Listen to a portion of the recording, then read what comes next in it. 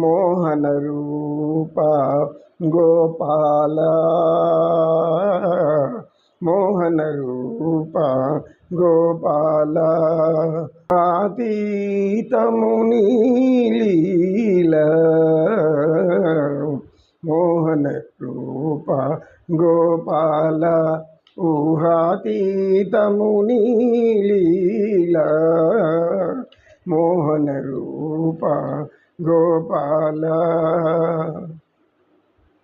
వలదని నిన్ను వారించు వారిని, వలదని నిన్ను వారించు వారిని, వదలక వెంట తిరిగెదవయ్యా,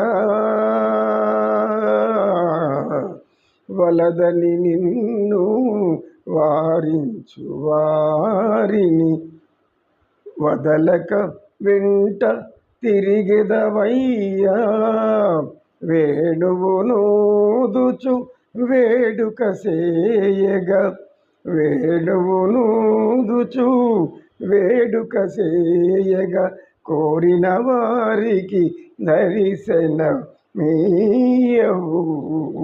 మోహన రూప గోపాల, మోహన రూప గోపాల. ధర్మరక్షణకు అవతరించితివి ఎన్ని మారులో ఓ కృష్ణ,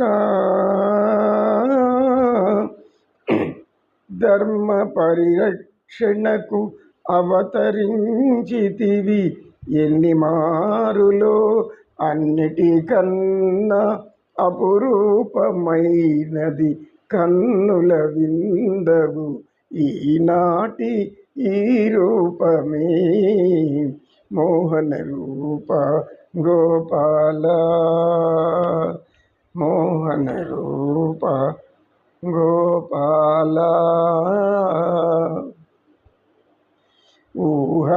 ఊహాతీతము నీలీల, ఊహాతీతము నీలీల,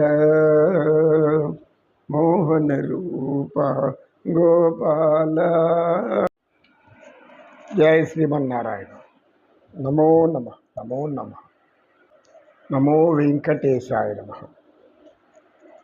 యోగ సాధకులకు, యోగాభిమానులకు, యోగం తెలుసుకోవాలి అనుకుంటున్న అందరికీ నా యొక్క హృదయపూర్వక నమస్సుమాంజలి.